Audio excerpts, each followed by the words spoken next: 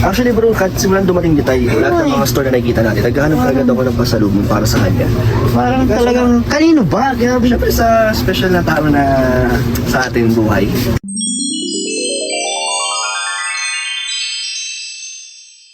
Gumising na kayo mga Dandith supporters. Love team lang ang Dandith, special someone ang Joy. Hindi nyo ba napansin? Obvious na sinuot na ni Joy ang t-shirt na binili ni Kalinga Apdan sa Palawan, kung ganun siya pala ang special someone.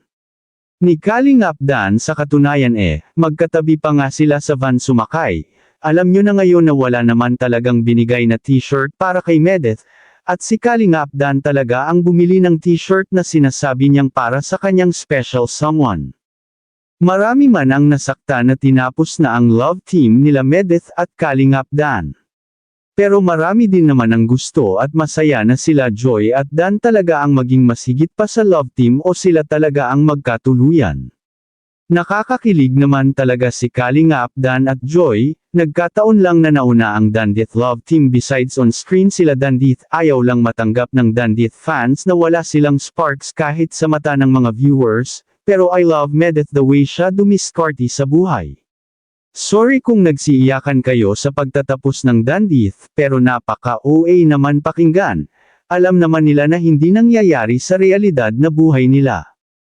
Iba yung smile ni Dan pag si Joy ang kasama sa mga video, makikita natin sa kay Kalinga Prab na mga video at maging sa mga kumakalat na short clips na nakikita sa iba't ibang social media platform, sadyang napakalakas ng dating at ang hirap labanan ng chemistry sagad na sagad sa kilig.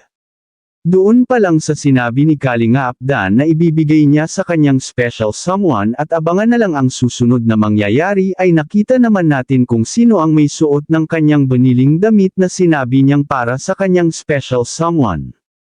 Wow naman, mapapawaw ka talaga dahil sa nakita natin na si Joy naman ang may suot sa kanyang biniling damit galing ng Palawan, o diva. Galing talaga yan kay Dan. Dahil sa nahiya sila sinabi lang kunwari na galing kay Viancy at pinadaan sa kanya para hindi halata gets na yan ng Danjoy lovers. At dahil nga hindi naman naitago at maaga na isuot ni Joy ang mahiwagang damit, nabuking na tuloy kung sino ang ibig sabihin niya na special someone. Abangan nyo na lang kung sino tong my special someone, yun ang sabi ni Kalinga Apdan na abangan, yun pala papadan ay walang iba kundi si Joy Diwata. Yes manigas kayo mga selosong panatik ng Dandith. Sa ngayon usap-usapan na ang mga Dandith nagsumaan na ng loob na windang ang lahat sa natuklasan nila, bakit ba ipagtutulakan nila kay Medeth si Kalinga Apdan? Kung ayaw naman talaga ni Kalinga Apdan kay Medeth anong magagawa nila? Wala silang magagawa dahil si Kalinga Apdan ang may gusto kay Joy, Aces Ginoo. Samantala si Kuya Brooks naman parang hawak niya sa leeg ang anak niya. Ano bang meron at parang may malaki bang cash contributions ang Dandith sa pabahay nila? Bakit si Kuya Brooks ay pinapangunahan niya ang sasabihin ni Kalinga Apdan?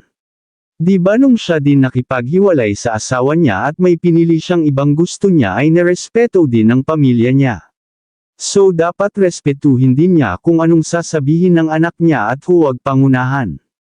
Nagkagulo-gulo na tuloy, alam nyo love team lang ang Dandith kung mag-on-sub kayo kay Kalinga Apdan nandirito naman kami na nagmamahal kay Kalinga Apdan. Alam na ng marami ang special someone ni Kalinga Apdan at walang iba kundi si Joy, yahi tuloy lang Dan at Joy, happy kami dyan. Dandith supporter ngayon alam nyo na hindi ang Medeth nyo ang special someone ni Kalinga Apdan, love team lang yan walang feelings Danjoy lang ang malakas. Anong masasabi nyo tungkol dito mga Kalingap? I-comment mo lang sa baba ang gusto mong sabihin at ating babasahin isa-isa. Maraming salamat po, to God be the glory.